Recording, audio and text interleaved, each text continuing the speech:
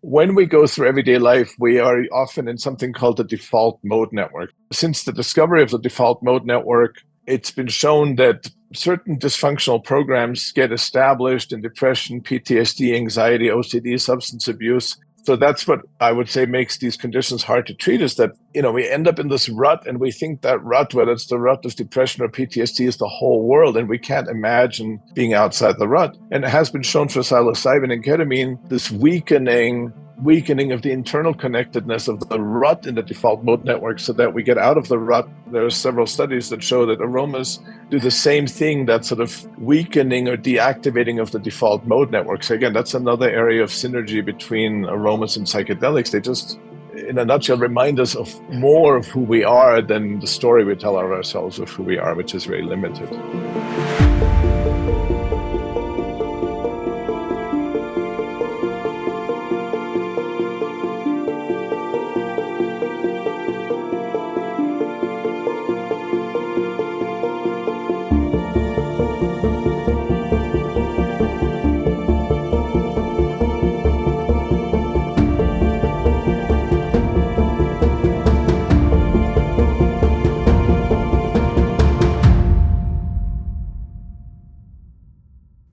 Hi, everyone. Welcome to Psychedelic Conversations. Today, I have a returning guest, Florian Birkmayer, MD. Thank you so much for making this time to be with us again.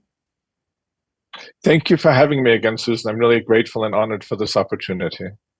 Of course, and we are, likewise. So last time on the first part of our interview, we covered the grounds of the psychedelic space and different things and approaches and therapies. What I was really interested in of your work is the essential oils and aromatherapy with psychedelic therapy. So that's why we had you back. And then I'm really interested in how do you incorporate this therapy into your work, and what can we learn from the essential oils in healing? Yeah, well, that's a huge topic. That's my favorite topic, really. So let me begin to answer that, and then we'll see where it goes. So when I look back on my work with psychedelic molecules, I think I mentioned last time that in my private practice, starting in 2011, I started offering ketamine because it was available, and there was really none of this ketamine industry that's developed since then. There was the Zarate papers and the Crystal papers. And in my private practice, people came who had really hit the limits of the conventional system. You could say they were burned out of the system, or they were really frustrated with business as usual. They were frustrated with medications. And already in my private practice, I was using aromas because, going back even further, since childhood, I've had an interest in aromas. As a child, way back when, there was a product, JHP. It was a mixture of different essential oils. It was I think the first essential oil available commercial product. And then I remember in medical school learning about, not in medical school, but while I was in medical school, from other sources, learning about aromas that can help you concentrate better. So I would use them to study. And I remember friends at the time saying, "Oh, you smell kind of weird," and it was the essential oils. So they became an ally early on. And then I have to admit, in psychiatry residency, I was told, when I said I had sort of holistic interest, like, "Oh, I wouldn't say that too loud around here." There was sort of a bit of a self-limiting belief, you could say. But especially in my private practice, as a friend of mine said, I jumped out the allopathic window. I felt really unleashed, and being frustrated with the way medications don't often help people, or they have terrible side effects. I felt, what else can I offer? And the aromas, just the essential oils from natural plants, really offered people. I saw rapid shifts, and people maintained a sense of control. So going back, when it came time to, or when I decided to start offering ketamine, I always offered it with aromas. So while I say, I started offering ketamine back in 2011, I should say I started offering ketamines with aroma back in 2011. And from the beginning, I chose to go intramuscular just because it's easy to do in the office, easier than intravenous. And I think it's more reliable and powerful than sublingual or intranasal. And lo and behold, when I would give people at the time, I'd sort of pre-select a few oils, give people a small choice, and people might say, oh, out of these 3 or 4, this one's my favorite.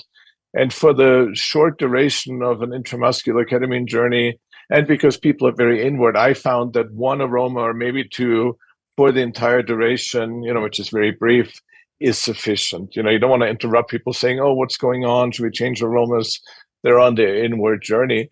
But what was so fascinating is how magical it was, how in this non-ordinary state of consciousness, people really open up to the aroma, to the spiritual power of it, the psychological power of it.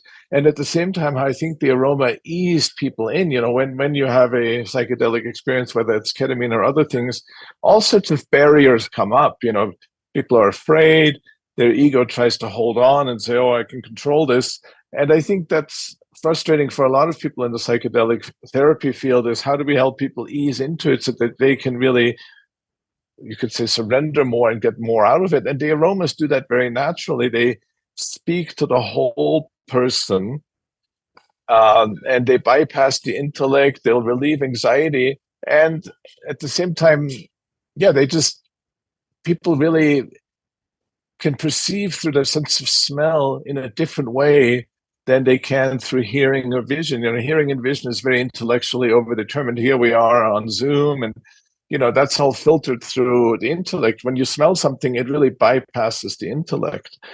So I think for what we want for psychedelic therapy, aromas really enable that. And there's let me just go on a little bit longer. There's many directions to go in, but as I've experienced it and learned about it and seen how it works also with other psychedelic therapies, I've learned about what happens with psilocybin. And again, there's this natural molecule made by fungus. It occurs in other species too.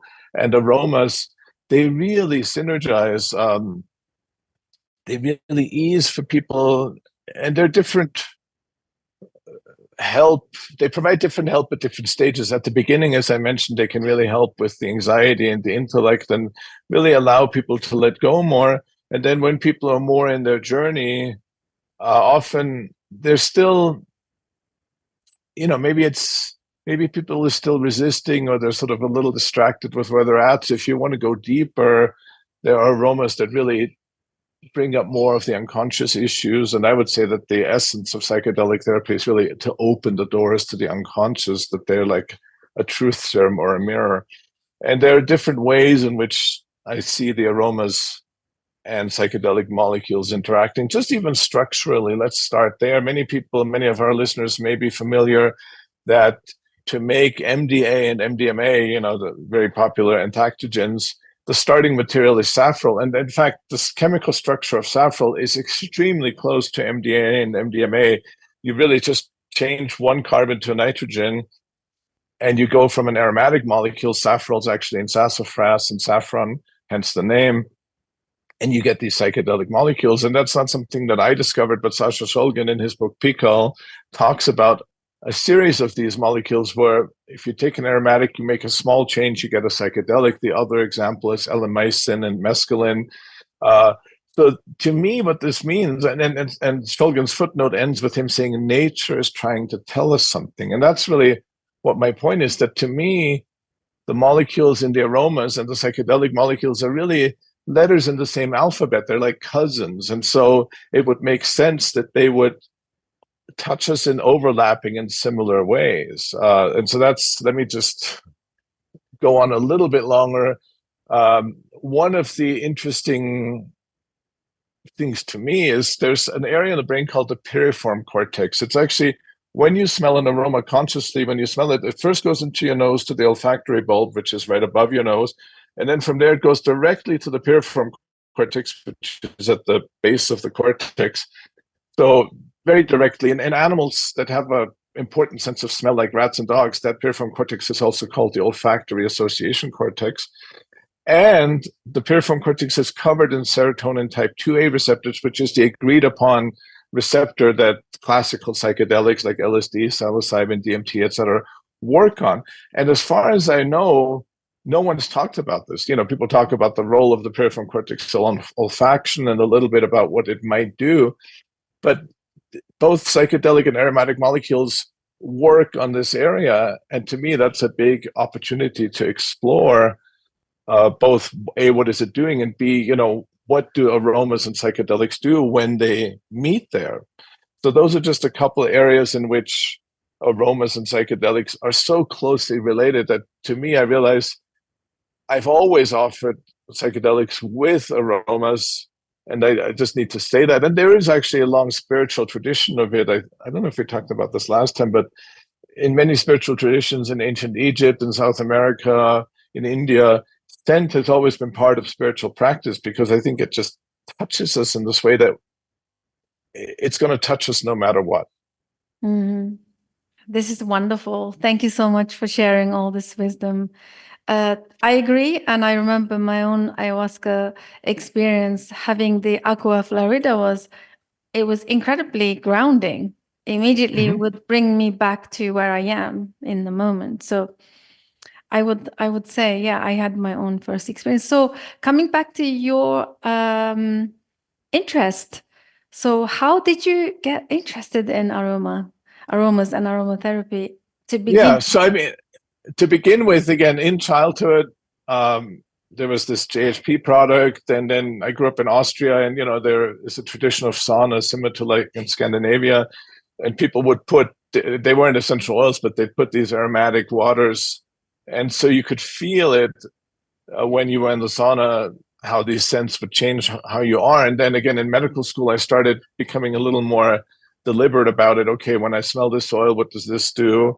And then the big sort of leap was really having trust that when I shared it with clients, that they'd be open to it, which, as I said, allowed, that really, I sort of got the confidence in my private practice, and people were ready to try things. And then, for example, a couple classic examples, but one was people who, as they were talking about traumatic events, would start remembering it and get flooded with what's technically called the intrusive memory. And you could see it often. You just feel they weren't fully present. Their eyes would sometimes start fluttering. And using an aroma in that case, at the time, I combined a lot of florals, like in particular lemon balm, which is it slows down your heart rate, so it's relaxing. I don't use it much anymore because it's very expensive and goes off very easily. But with a tree oil, like a grounding oil, famous tree oils are sandalwood, of course, which are used in meditations, and that's sort of grounding, because grounding isn't just I've got my feet on the ground. It's like, if you think of a ladder, the reason a ladder works is because every rung is above each other. It's or like the reason our spine works ideally is when each vertebra is above the other. So that may seem obvious, but if we're not aligned in that way, we can't really ground. And so I would see these very quick effects, and people would really shift. And that's one of the things that aromas and psychedelic molecules share, is these deep, rapid shifts. And what you mentioned about with the agua de Florida, in South America, there's a whole multiple traditions of what are called perfumeros, shamans that are really specialized in the power of different aromas. And again, it's not just limited to South America, but there's this experience of immanence. You're right here, right now. I think that psychedelics really work in the right here and right now. They show us things about ourselves we need to become aware of right here and right now. But often there's this misunderstanding or this desire to go to some other place, whether through spiritual practices or psychedelics, the idea that there's something else out there. And really, for me, the greatest gift is to say, no, the divine, the gift of existence is right here. And smells do that. So smells really bypass, I don't know if we talked about it last time, but when we go through everyday life, we are often in something called the default mode network. So when you're walking to a place you've been 100 times, or driving, or going to the store or to work, often you don't even remember the path there because your brain went into this sort of screensaver mode. And that's not just present when we do something very repetitive, it's always there. And it's been since the discovery of the default mode network, it's been shown that certain dysfunctional programs get established in depression, PTSD, anxiety, OCD, substance abuse. So that's what I would say makes these conditions hard to treat, is that we really, we end up in this rut, and we think that rut, whether it's the rut of depression or PTSD, is the whole world, and we can't imagine being outside the rut. And it has been shown for psilocybin and ketamine that one of the putative mechanisms of actions of psychedelics is this weakening weakening of the internal connectedness of the rut in the default mode network, so that we get out of the rut and we have more of ourselves. You get more connections in the brain, meaning it's like more of a blank canvas to get out of the ruts that we don't even know we're in, and to have much more freedom in terms of new ways of pattern and behavior. And two comments on that. One is that the ego, our story, this is who I am, is really just another program running in the default mode network. And the other thing is that aromas, there are several studies that show that aromas do the same thing, that sort of weakening or deactivating of the default mode network. So again, that's another area of synergy between aromas and psychedelics. They just, in a nutshell, remind us of more of who we are than the story we tell ourselves of who we are, which is very limited. This is so valuable. Thank you so much. So I am aware that you have publications. So you have different publications, and which I noticed around using specific aroma oils or essential oils for, let's say, obsessive compulsive disorder versus PTSD. So how do you differentiate? How do you know? Is this tested through, is this something that you are experimenting, exploring to discover, or is it scientifically proven? Well, I mean, the publications you shared are based on my experience, so they're really case reports. I didn't do any formal studies. As you can imagine, it's quite hard to do studies on aromas for psychological changes. There are a lot of animal studies which have inherent limitations, and there are studies often on very specific conditions. I can think of studies on rose. There's a number of studies, and even a meta-analysis or a sort of review article on how rose aromas can help with anxiety. So there is evidence out there, but I think what I would say with that, what's more important than the evidence, I mean, the evidence is nice, but limited and limiting. What I think is really the opportunity is experiential. There's sort of this buzzword, evidence-based practices, but there's also something called practice-based evidence. In a way, what was done in ancient Egypt, what was done in South America, is practice-based evidence. And you could say that as particular aromas have formed a deep relationship with the culture of humans, there's a sort of evolutionary pressure. I think that the reason that we still work with them is because they work with us, they ally with us. Let's take rose. In almost every spiritual tradition, rose takes a special place. It's used in India, it's used in Europe. So if it didn't have a function, and that's already a very reducing word, it would have fallen by the wayside. So I think this holistic approach is very important, and I think that's where studies can be limiting. So what do I mean by a holistic approach? In addition to the awareness, oh yeah, these aromas are psychoactive, they're similar to psychedelics, I think we need to have a really holistic model of the psyche. And that's not just the psyche of the client, but ourselves too, because any part of ourselves that we're not open to, obviously we all have an unconscious, there's things that we don't know about ourselves, but as they get triggered, as they get raised, both in working on ourselves and working with the client, if we pretend that's not happening, we unconsciously ask the client to carry that and keep the client trapped. So I think the cornerstone of this holistic approach is really committing to our own path as wounded healers, saying, I'm going to work with aromas, I'm going to journey with them, I'm going to meditate with them, and whatever comes up is my curiosity about myself, it's my commitment to myself, and that ripples out to the healing space, to the client and the setting in which we use them. That sort of openness, if we're open to what we may discover about ourselves that's hiding in our unconscious, then we give the client the message, it's okay. It's nothing to be afraid of. It doesn't mean you can't access it. So this holistic model of the psyche, this is based on different tradition, heavily influenced by C.G. Jung, but also others, that the physical body is really just one dimension of the psyche. And it makes sense. We're unconscious of most of our physical body. Yes, we identify this is my body, but I'm not telling my heart to beat. I'm not telling my lungs to breathe. So we occupy the space that we're mostly unconscious of, which is similar to the ego. And then the other thing is really that our individuality, like a tree's roots are grounded in the ground, we are grounded in the collective unconscious. That to me is not a question of, oh, that's interesting. It is very much the reality of that is being acknowledged by more and more people.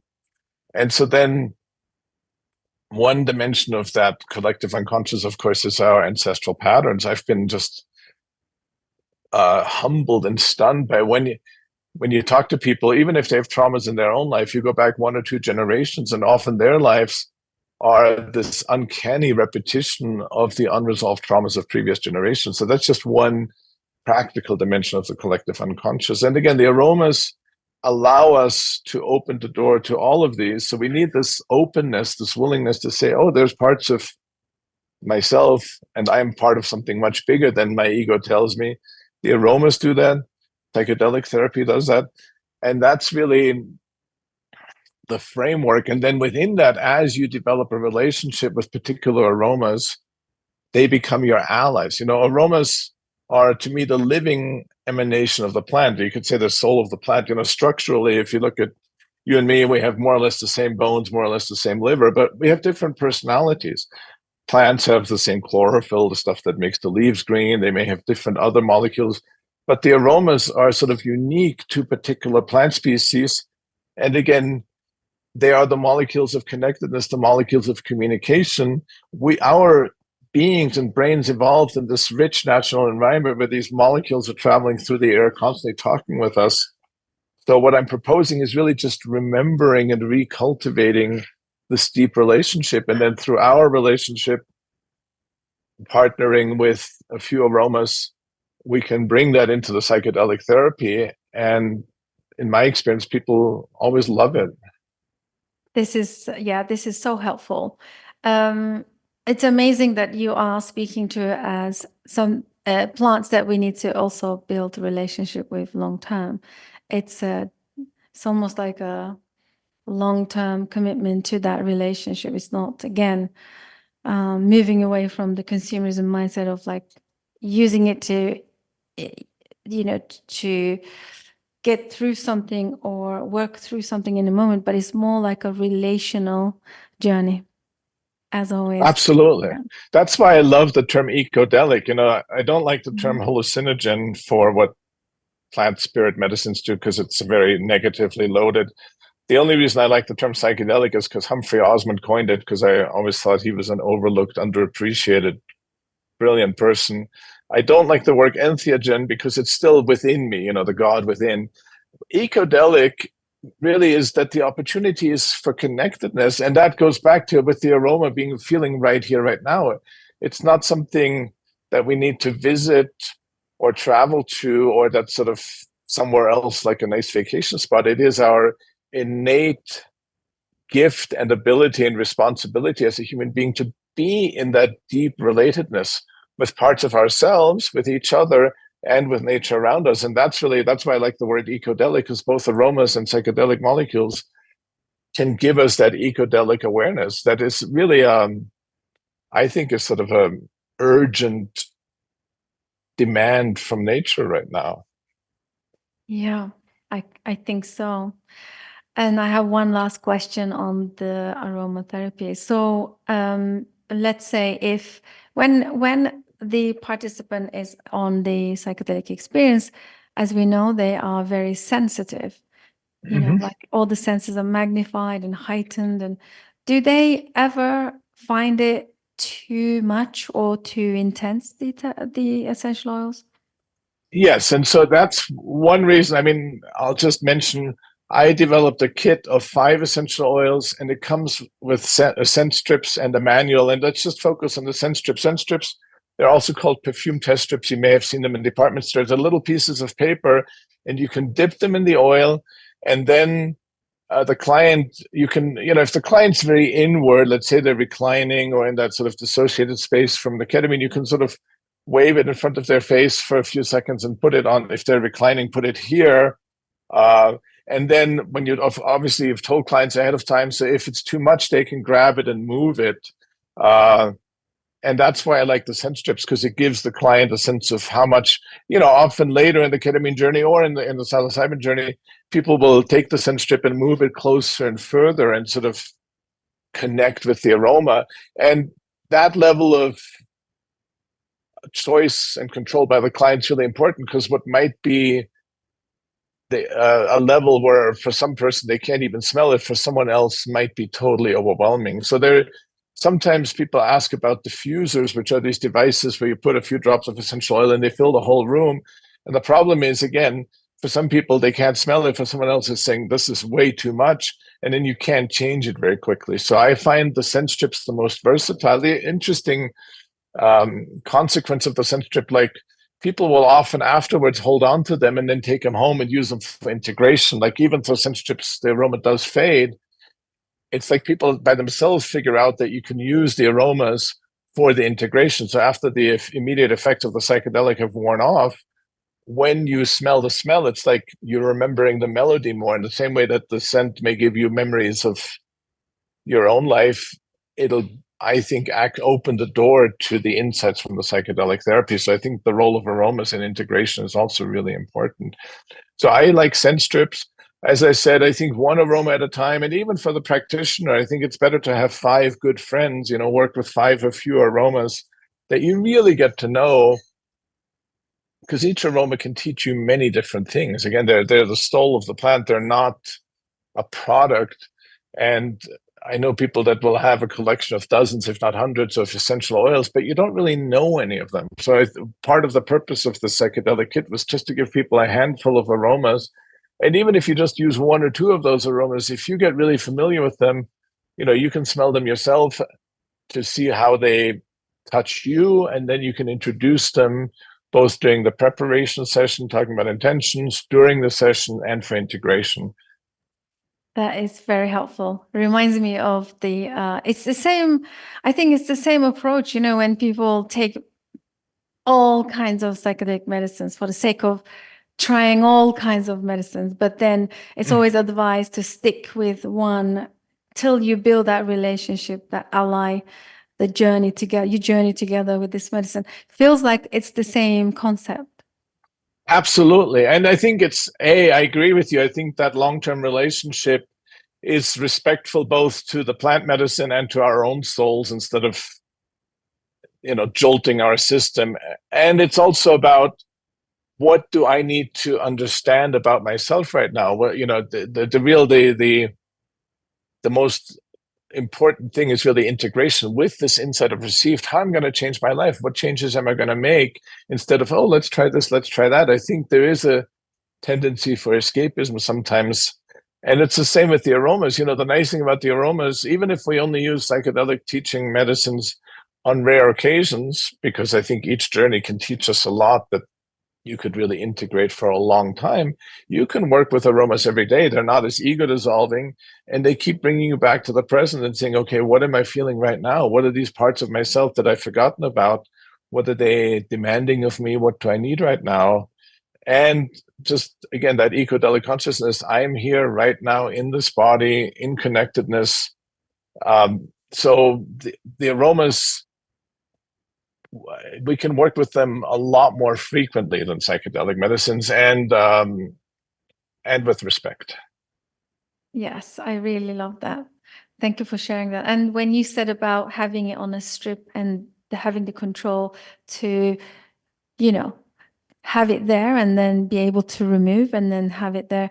And you said they could be taken home to help integration. It's like music, isn't it? The playlist, when you listen to the same playlist, it takes you right back into the experience. I'm guessing it's the same concept. Absolutely. I think, when you smell something, you can't help but have an emotional reaction. Some people will then try to guess what the aroma is and think about, oh, what do I know about this? But the first reaction is always that emotional reaction. When we smell something, the first cranial nerve, the olfactory bulb, is inside the blood-brain barrier, and it doesn't go through the thalamus. The thalamus is sort of a mixing board for all our other senses. We're not feeling the clothes on our skin right now because the thalamus filters that out. If we were in a crowded restaurant, I could still hear your voice and vice versa because the thalamus filters that. But with scent, it's direct. That's why people say, oh, I had the scent and then I got all these memories, something from a long time ago. That's certainly a layer at which scent works, and including when we remember the really important parts of our psychedelic healing journeys, that it just viscerally brings you right back there. Amazing. So beautiful. Okay, thank you so much for sharing this with us. So now, please talk to us about your products and your website. How can our listeners find, and also your offerings? What are some of the things that, because we haven't really talked about the offerings that you provide, the courses and the retreats, maybe, or the sessions. Yeah. Well, thank you for that opportunity. I mean, as you can tell, I'm very passionate about it. So one thing we developed is the Psychedelic Therapy Support Kit, which is 5 essential oils. It comes with an in-depth manual that I'm quite proud of. It comes with scent strips. So the idea is to make it really easy to use, to start partnering with a few oils. And I think we'll put the link below, but that's available at cathysattars.com. So that's CATHYSATTARS.com. We also sell other essential oils there, which many of our friends and clients, once they start with the Psychedelic Support Kit, then they're like, oh, how else do these other aromas fit in? And then in terms of teaching, because as I said, it's not just about using the aromas, but having a framework. We have a website, aromanognosis.com, AROMAGNOSIS.com. And again, aroma, what that means. Gnosis is that, again, direct perception, that direct understanding. And we offer different things. We have once a month, what we call an aromatic circle, which is a free gathering. It's geared towards therapists who are using psychedelic therapy and aromas. So it's like an exchanging of ideas, and it's a great starting point. We also have now once a month gathering called an aromatic journey, where everybody who signs up, we mail them the same essential oil and we meditate, no psychedelics involved, at least as far as we know. But when we all smell the same oil, even over Zoom, we have this similar but contrasting experience. In a way, just when 2 or 3 of 20 people share their experience, having a guided meditation gives you a framework for practicing how to smell more deeply. And then as people share, you really feel the soul of the plant emerging in people's experience, sort of like the blind man and the elephant. We're often doing teachings. We're doing a teaching soon, and we'll probably have another one on essential oils for psychedelic therapy.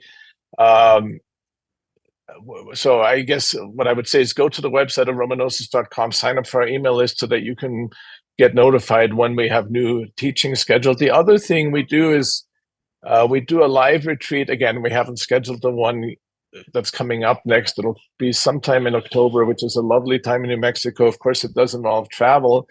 And we really immerse ourselves deeply with aromas, with the magic of this environment here, the beautiful northern New Mexico place.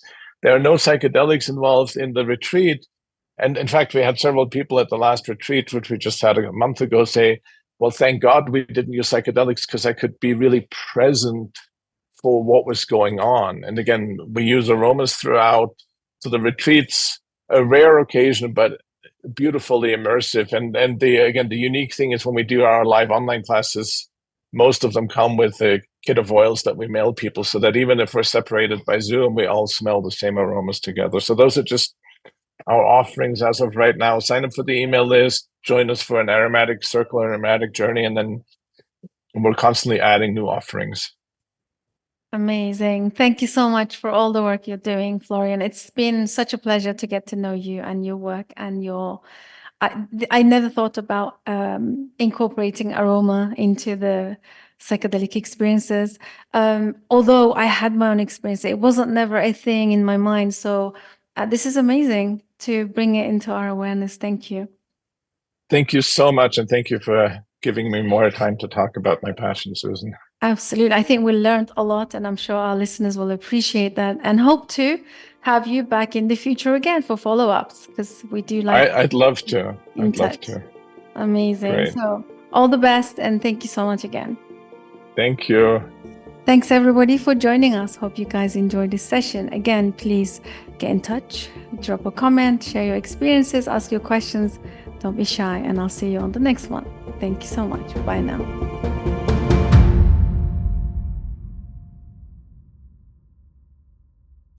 Thank you so much for joining us. Psychedelic Conversations podcast is designed to educate, inform, and expand awareness. For more information, please head over to psychedelicconversations.com. You can also share with your friends or leave a review so that we can reach more people. You can also join us in our private Facebook group to keep the conversation going. This show is for information purposes only, and it is not intended to provide mental health or medical advice. Thanks for listening.